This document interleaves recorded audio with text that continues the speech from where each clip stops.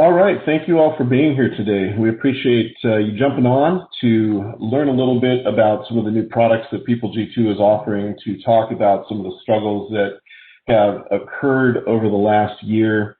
And the slide you see with the picture, HR compliance. If any one of you are in HR, which I think a lot of you are, our hats are off to you. You have had one heck of a year trying to stay in line with compliance, trying to deal with companies that are going between being in person to remote, maybe fully remote, and PeopleG2 is here to offer some solutions for those remote offices particularly, but also this items that we're going to be talking about today and some of the solutions we're talking about can also be translated to those offices that are still in person.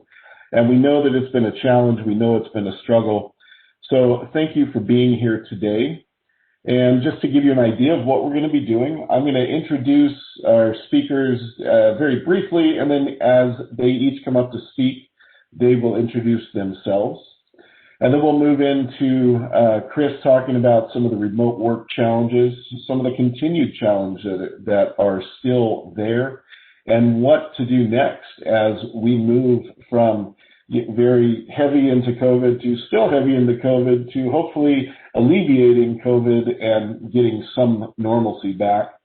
And then we'll be introducing PeopleG2 as a whole, just kind of giving you welcome to PeopleG2. Those of you that are here that are clients, you know our company. Those of you that are not clients, we hope that maybe through this you'll see some things that you like and might want to have a conversation afterwards. But we have also created some new products that we want to talk about this year that can help you as a remote company and can help you as an in-person company or a hybrid. And then we'll conclude the webinar by talking about some of those challenges that are facing HR, that have been facing HR since last March, as this environment has changed dramatically, and the environment that you have to lead and manage and maintain as your CEOs look to you to produce the solutions and have the answers. So we will look at just a few of those challenges that you're facing, maybe present some thoughts that you may not have really thought about yet, and then give you an opportunity to respond and ask questions as we go. So again, thank you for being here. Today we do have Chris Dyer, CEO of PeopleG2, who is going to be presenting some of our remote culture, and he'll be introducing himself and telling you a little bit more about what he does outside of being the CEO of PeopleG2. And then in the middle there is myself, Vice President of Sales and Partnerships. And I will be introducing some of the products, giving an overview of PeopleG2, and then talking about some of those HR challenges. And then Griff Clipson, our Account Solutions Architect, who is our product expert, will be walking through some of those products, showing you the advantages of using them, and showing you how they are beneficial to a remote work environment as you're onboarding remote employees. Whether you're fully remote, whether you're partially remote, again, whether you're in person, these are good solutions to be able to help your onboarding process as you utilize background checks and you look for options to come up with that you can't have people in person. So we want to give you those tools to be able to be successful when you can't be in person. So I'm going to let Chris introduce himself, and he will take us through the first part of the webinar. Thank you, Mike. Appreciate it. And thank you, everyone, for being here. As Mike said, whether you are a client or you're coming here, you're not a client, we are really excited to just share a few things today. Again, my name is Chris Dyer. Besides being the CEO of PeopleG2, I'm a leadership speaker, company culture consultant, and remote work advocate. We have been remote since 2009. And in fact, last year when all this stuff happened with COVID, from that point until today, I've done about 70 trainings for companies, everything from Johnson & Johnson to IKEA to the NHS, Citibank.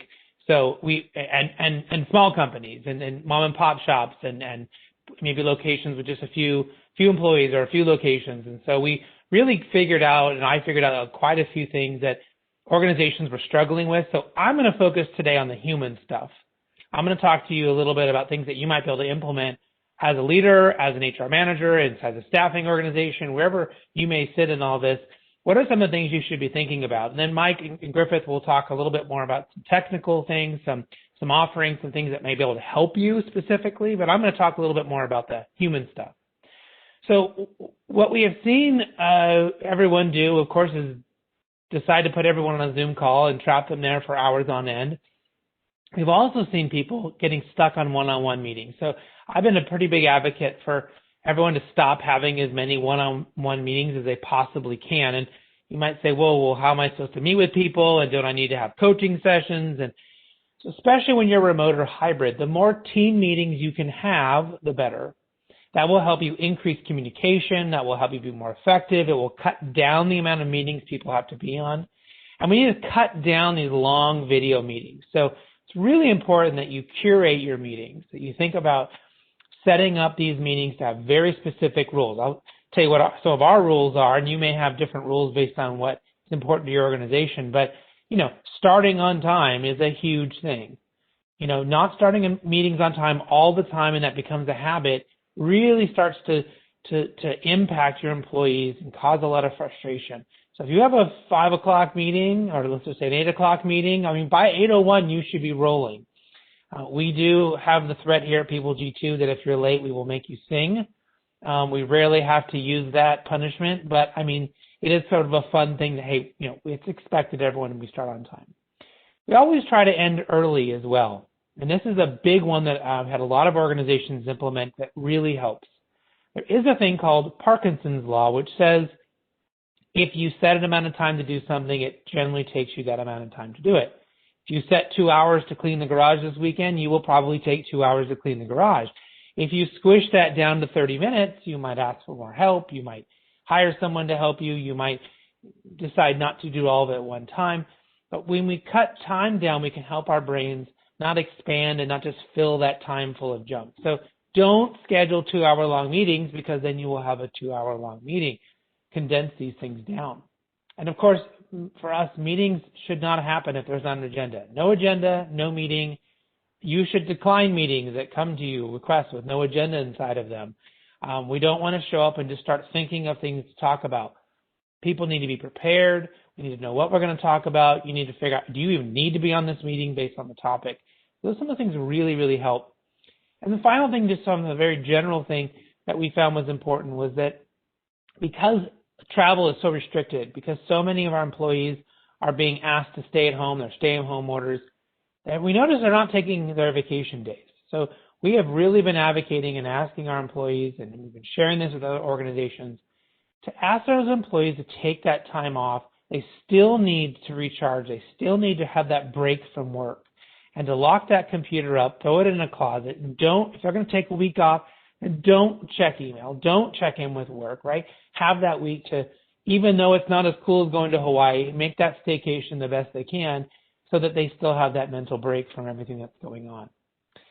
Next slide, Mike. So what should you do? What are some of the things that we want to think about doing when managing remote employees, hybrid, maybe just employees who are out of the office working, in a co-location or whatever it may be? Think about how you can judge them on their impact and measuring what matters. One of the things that we saw and continue to see to be an issue for leaders that are maybe old school or maybe struggling is that they were managing by seeing people. They were managing by noticing activity or how they interacted in the meeting. And now, so if they don't have them in that place where they can see everyone, then they struggle.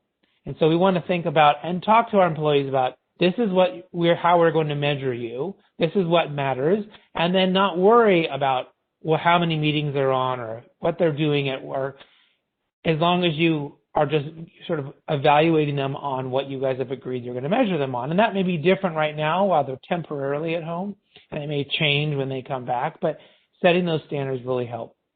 Remembering to celebrate wins and say thank you. It was so much easier, I think, for some companies who had all the people together. It was easy just to high five someone or say great job or have a luncheon. And so you have to reimagine and rethink how you're going to say thank you, how you're going to process that. At PeopleG2, we do that inside of our Slack room. We have a water cooler room, and that's where we say thank you. And then we want to talk about how things are going to be different going forward. So having that conversation, recognizing that things aren't the same right now, and getting agreements, getting conversations going with your teams about how things might be different and what help they might need. Next slide, Mike. So to do that, create some signposts. Now, employees are always looking for signposts or looking for indications about how they should act and what they should be doing. If you walked into your office and maybe you went into the conference room and there was your boss standing there with a pen, you would probably know we're going to have a meeting, we're going to brainstorm, we're going to talk about some things. Right? That's a clear signpost on what's going to happen. When employees go remote, you lose those signposts. So we need to reinvent them. We need to bring them back in different ways. So do you have stand-ups? Okay. Do you create threads in Slack? Do you use specific technology for specific things? Like we do all internal communications inside of Slack, emails only for external, right? So that's a clear signpost on how we work. So when do we check in, right? When does that happen? When do we collaborate? Is there a special kind of meeting? Do we only do that on Mondays? Is that in team meetings? Right? When do we brainstorm? When do we dream and think about things? When do we blow off steam? When is that the right time? Is it a thing on Friday where we have a virtual cocktail, happy hour? Or maybe it's just, the last 10 minutes of the day we get together as a team and just talk about how things went. Maybe it's in the morning. But when do we do those things? And think about what else in your organization is important for you and your teams. Define when do you do that thing. Again, those signposts, those indications that maybe you had in your traditional office now just need to be replaced with something else for as long as you're remote or hybrid or as long as you have virtual employees. I hope that this helped everyone. If you have any other challenges or any other ideas, I'm happy to take any questions now. Otherwise, you can always contact me directly if you have my email or through LinkedIn.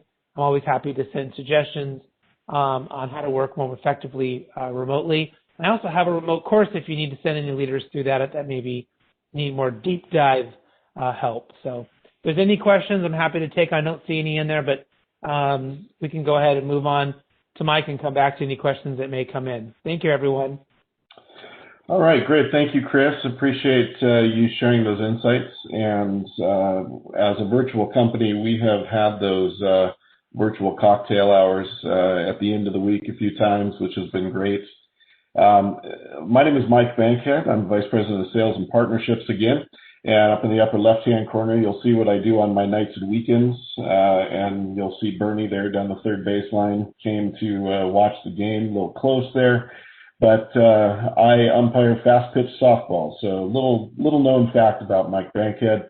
Something I enjoy, something that gets me outside, although for the last year haven't been able to do it. So, but one of the things that PeopleG2 has continued to try and do over the last 20 years is to listen to its clients and understand the needs that clients have, understand the situations that are going on. So as we celebrate 20 years, it truly is a celebration of our clients and the fact that we continue to work closely with so many great companies, and we have the opportunity to, again, create the things that are needed to help you function as an organization, to help you onboard employees better.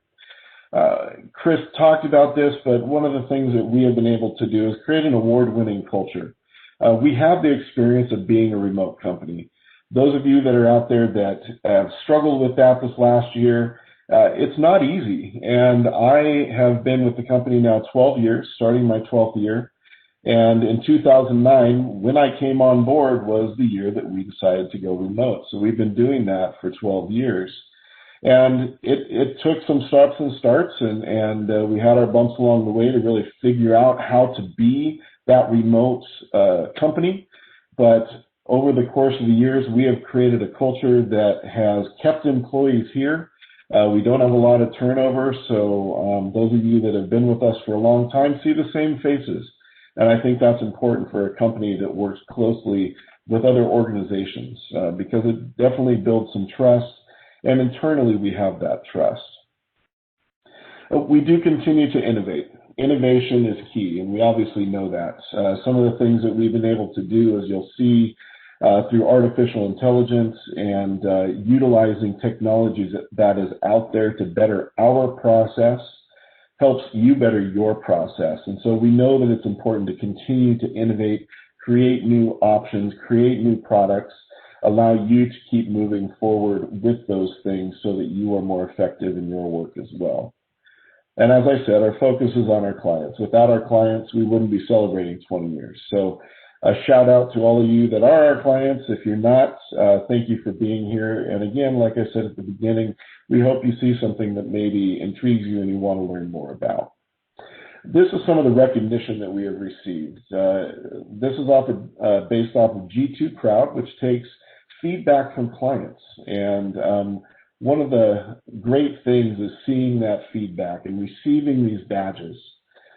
Seeing things, definitely like that middle one, leader in 2021, best support, easiest setup. We are proud of this recognition. We're proud to be able to provide our clients with the service that gives them the opportunity to rank us high and to feel successful by using us. Whenever I talk to a client or a prospect, I always talk about the fact that our clients feel successful through using us and having us as a part of their onboarding.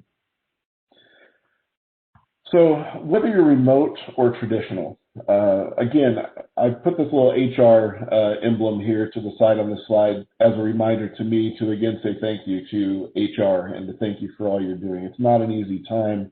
It definitely is one that has a lot of moving parts, even more so than normal.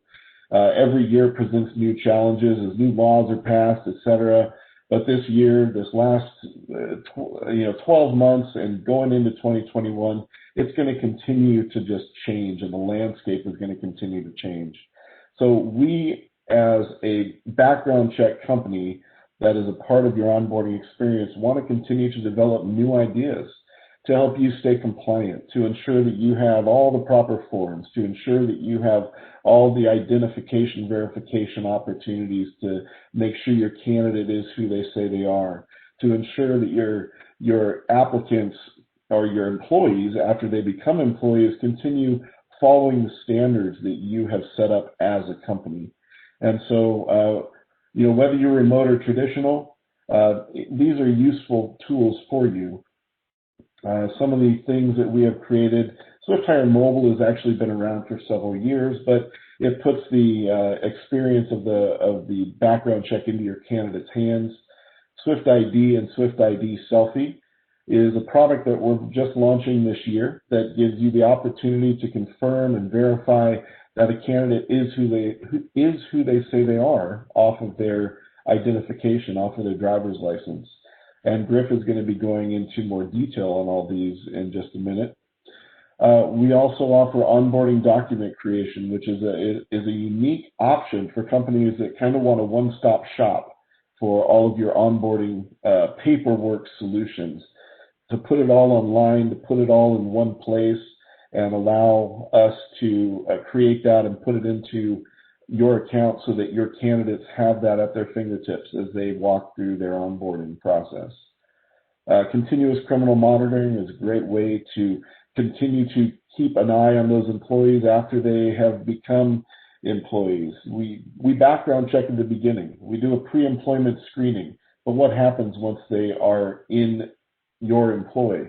Are they continuing to follow what your standards are? Are they out getting a DUI that might go against your standards? Whatever the case may be, continuous criminal monitoring gives you that look at them continuously.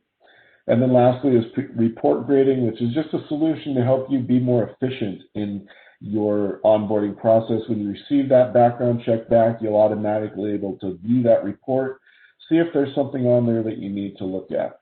So I'm going to hand it over to Griff now, and he is going to provide a walkthrough of each one of these products, not completely in depth because we could take 2 hours to go through all of this stuff, but he's going to give you an overview of each product so that you have a good understanding of what we're talking about. Awesome. Thanks a lot, Mike. So first off, I'm Griffith Clipson. I am the Account Solutions Architect with PeopleG2. I have 7+ years in the background screening industry when it comes to experience. And fortunately for me, I have a very unique perspective of background screening. So I used to work for the software company that provides software specifically to consumer reporting agencies.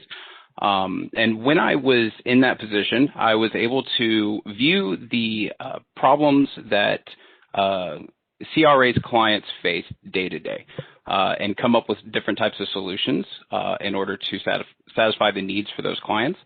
And so having that unique perspective really has helped me in coming over to PeopleG2.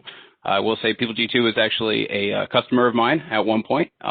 And when it came to a lot of the other CRAs that we were servicing, I liked them the best. And they definitely take strides when it comes to putting their clients first. And so that's one of the biggest reasons that I came over here. If you take a look, I do like to skydive. A little unknown fact about me. I've skydived with Bernie Sanders, apparently, since he's been making a cameo in other pictures today. But yeah, we're going to talk a little bit about some of the solutions in more detail. So Mike, next slide. So the first one, like Mike mentioned, is SwiftHire. And SwiftHire is worth noting first because the next two solutions that I will be presenting are tied directly to SwiftHire. SwiftHire is really great in the essence that it is an applicant self-screening process. It puts the responsibility of completing the disclosure and authorization forms, entering the information needed for the background check in the hands of the applicant so that your recruiters or your hiring personnel can spend their time doing more important things. It is 100% branded, so it can be fit dynamically to different companies. So our goal when we're branding something is to make sure that that your applicants don't really know who PeopleG2 is. There's really no reason for them to. So they fill out the information, and it definitely speeds things up. It allows for you guys to remain compliant as we update those disclosure and authorization forms that we're presenting to the applicants, not just based off of the applicant's location, but we also update them as changes occur according to the FCRA. So it's a really, really neat process. We deliver the invitation via text message as well as email. And ever since we started utilizing text message, we've seen a huge increase in the applicants' response to these. Everybody has a cell phone, and people like to complete things on their cell phone when they can. So definitely a bonus point there. So this takes me to, when you're putting a lot of things in the applicant's hands to complete, there's a lot of trust factor there, right? And so you need to have fail-safes in place when you're putting that much trust in the applicant. So Mike, if you would, next slide. So this takes me to SwiftID. And so SwiftID is our way of validating the information that the applicant is providing us to run the background check on before we run the background check. It's broken into two separate products. We have our baseline product, which is the SwiftID check. And this is basically where if you've ever deposited a check mobily, like with your cell phone to a bank, it's a process like that where the applicant puts their ID, driver's license, or passport like on a table, holds their phone over the top of it. It automatically will snap a picture whenever it's in the right proportions, and we run the barcodes that are associated with those identifications, and we ping them off of a database and then populate everything in the SwiftHire order based off of the information from those ID or IDs, driver's licenses, or passports. It's a really neat process. It keeps the applicant from having to key in their date of birth, maybe keying in something incorrectly, or even preventing fraud if somebody decided to list their date of birth differently than what it actually was. So it's a really cool fail-safe process in order to ensure that you are getting the correct information from the applicant.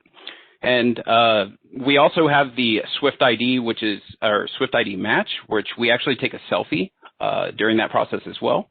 Cross-reference it with the image on the identification, and what that will also do is verify that the individual is actually presenting the ID that's their ID, right? And we use different types of algorithms, spacing the eyes, the distance from the mouth to the nose, all kinds of facial recognition software in order to ensure that that solution works the way it's supposed to. So once we acquire that information, then you can go ahead and continue along through the background check process by having the applicant submit it, and then you'll receive the results. So really cool, really cool solution that we have there for remote work. Mike, next. So along with this SwiftHire process, we are already collecting documents associated to disclosure and authorization forms. However, we've seen a need in collecting onboarding documents specifically. Now, there are a lot of companies that are utilizing the acquiring of these onboarding documents electronically already.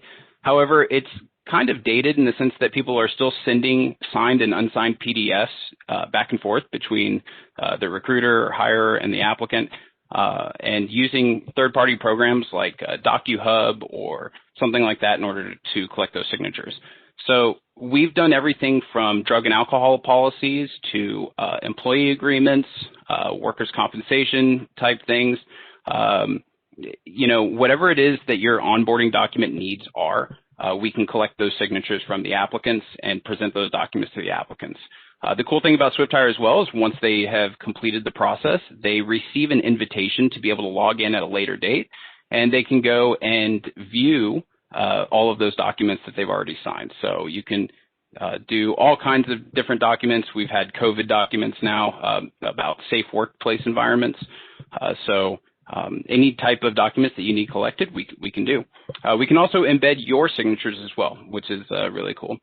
So next, this is unrelated to SwiftHire, but it's about our continuous background check monitoring. The way that this works is you can enroll your employee. You enroll your employee, and we do what's called a baseline check, right? So we make sure that there's nothing up front with the initial background check that's run. And then we do a baseline to make sure that, you know, everything that showed up on the initial is showing up there on that baseline. From that point on, we continuously screen the employee every day, and we check to see if there are any changes to their background check based off of that baseline. Anytime there's a change, we will validate the change by doing like a county criminal search of some type to, you know, validate the court records that this had actually shown up, and then we report it to you to let you know that that change has occurred. It's a very simple process. You don't have to go in and manually do each employee individually. We have CSV upload functionality, so that you can upload all of your applicant or employees into the system, as you can see here. And then we will just screen those. It's like a fire and forget method. You upload them, and then we screen them and let you know if anything changes or anything pops up.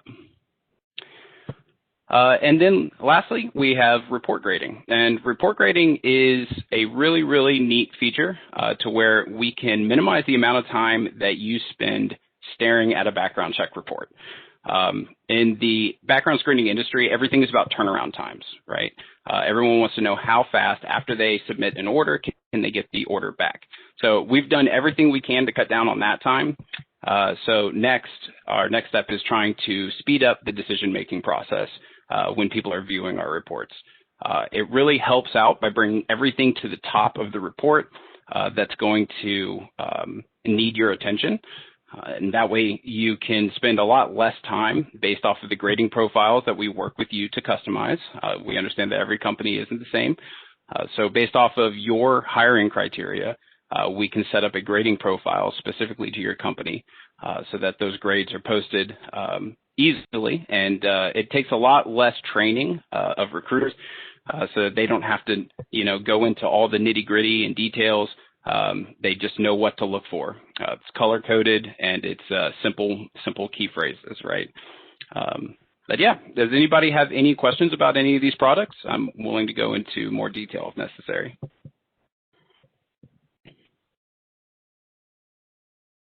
All right. If anybody does have questions, my email will be my email will be available at the end of the webinar. And if you do have any questions, feel free to shoot me over an email, and I can get it over to Griffith, and he will be able to respond and provide you an answer to your question. Now, as I said, a lot of challenges facing HR right now, and every year new legislation, new laws come into play that affect HR. Some are federal laws, some are state laws. Some of the laws that have come out this year with regards to minimum wage, which we'll touch on here in a minute, are sending some companies scrambling to try and figure out how to label an employee as exempt, non-exempt, et cetera.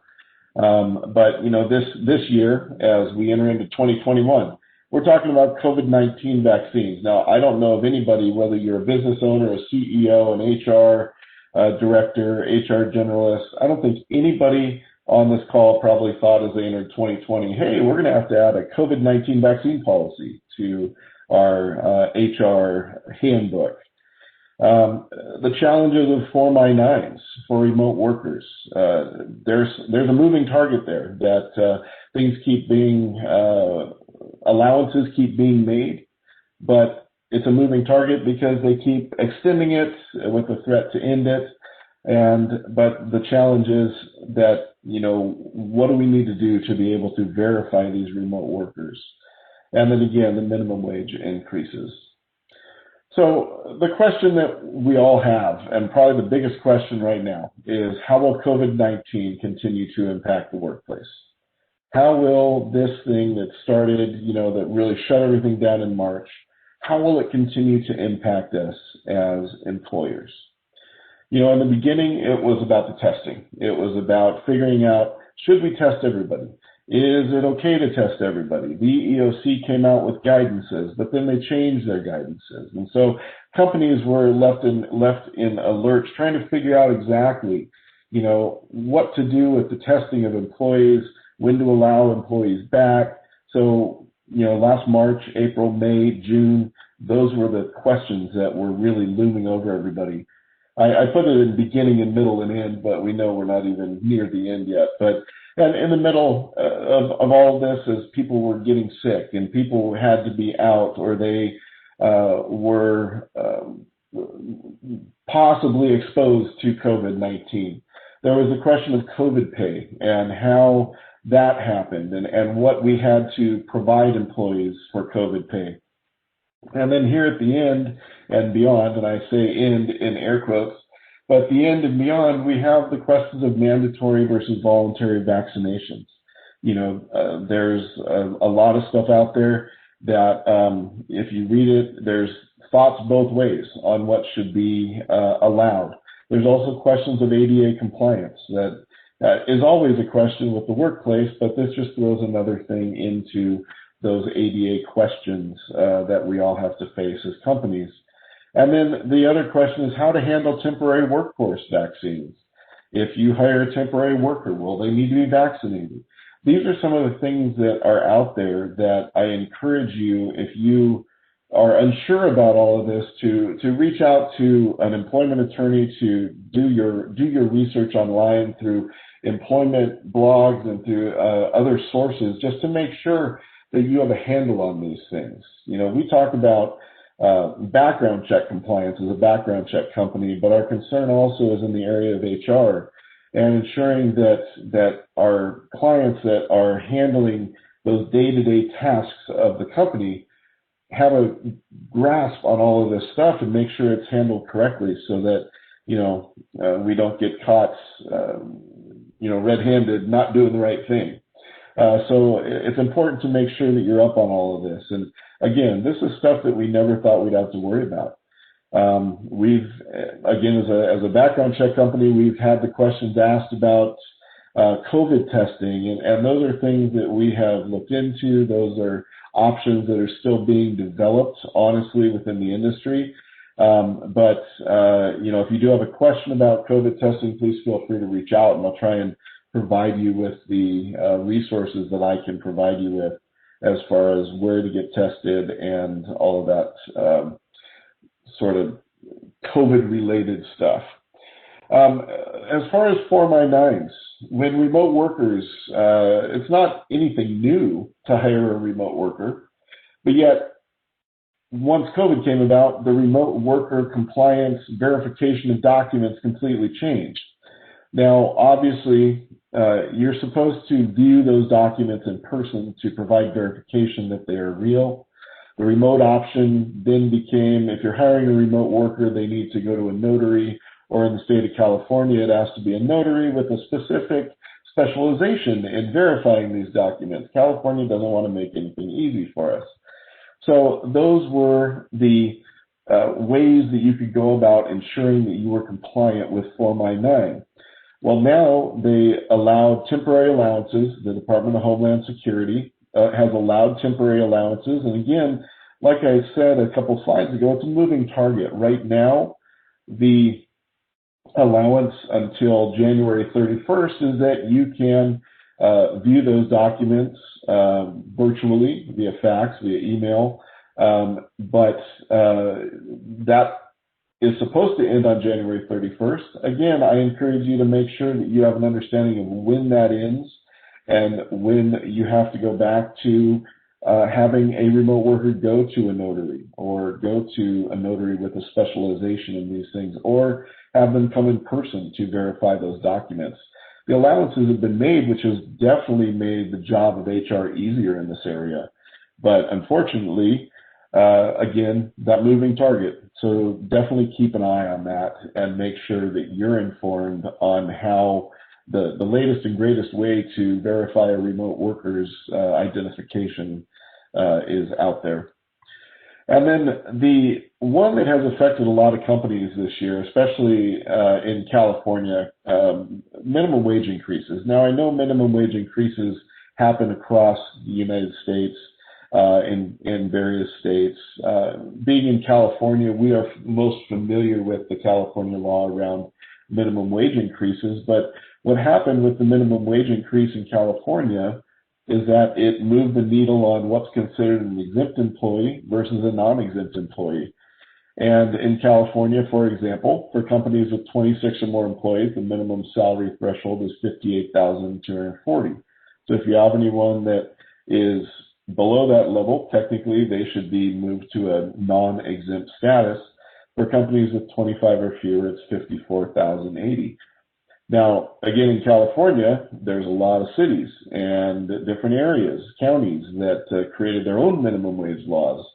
So it's important to make sure that you have an understanding of these minimum wage increases. And of course, we now have a proposal out there for a federal minimum wage increase, and how will that affect everyone across the board? Not state specific, but a federal minimum wage proposal.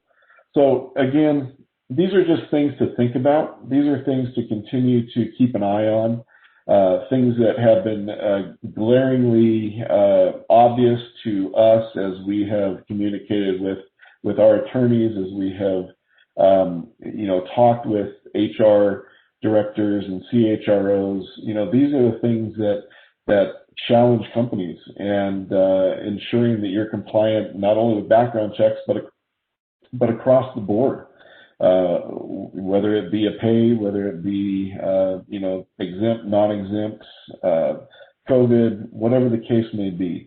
It's important to just keep this stuff in front of us so that we can understand that. And if any of you have knowledge that you want to share, you're more than welcome to provide that to me or to us as a company, and we'd be happy to review it and put it out to our employee or our client base if we felt that it was something that definitely needed to be known.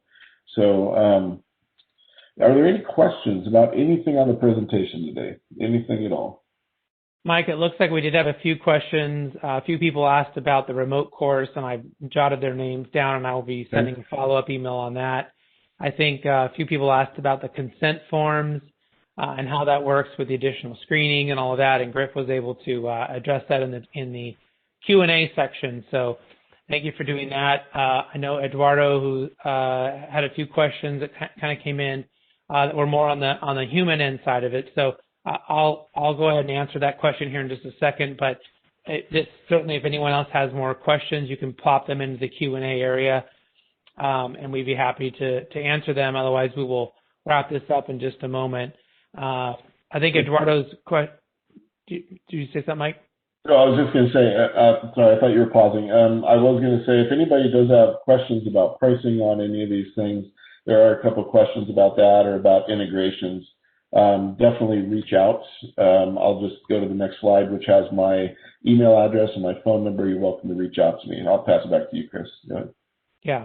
So the question that came in was, I'd like to hear about leader onboarding. My experience with multiple companies of all sizes, that they usually are missing a good leader onboarding, and believe that all leaders come from the desired leadership culture. So I think certainly you are correct. That is one of the biggest struggles. Companies struggle with onboarding, period, but leadership onboarding is an issue. So some of the things that we've seen good companies do is, one, giving that person, that leader, a coach right away. Number two, giving that leader access to resources, like the leadership remote course I have, or getting them another course that maybe the company values, and getting them access into that right away. But I have seen good leaders are talking with the other leaders or their direct supervisor every day in a 90-day period, right? And really getting aligned and really getting the knowledge and making sure that they're focusing where the organization or their leader thinks they should be focusing on. So that sort of intensity inside of a 90-day period is really, really important. Looks like we had some more questions come in. The next one was, looks like there was a question about being able to send SwiftHires via text. Griff, can you follow up with Linda on that? Looks like we can get that resolved for you, hopefully. Mm-hmm. The next one was for my first hire platform. On background forms, can you? Yeah, we can send you. Thank you, Danielle. We'll certainly send you information on that. No problem at all. So, if anyone has any other questions, we're happy to answer them. Obviously, if it's something really specific about your account or your process, if you're already a client, we can help you with that offline easily. But thank you, everyone, for being a part of today's webinar. We sort of did a little detour. We wanted to do a deep dive on PeopleG2 and a deep dive on some of the new things that we're doing. We'll return back to our regularly scheduled culture and that kind of stuff next month for everyone, and trying to help everyone on the human side of HR. But yeah, thank you all so much, and really appreciate everyone being here. Thank you very much. Have a great day.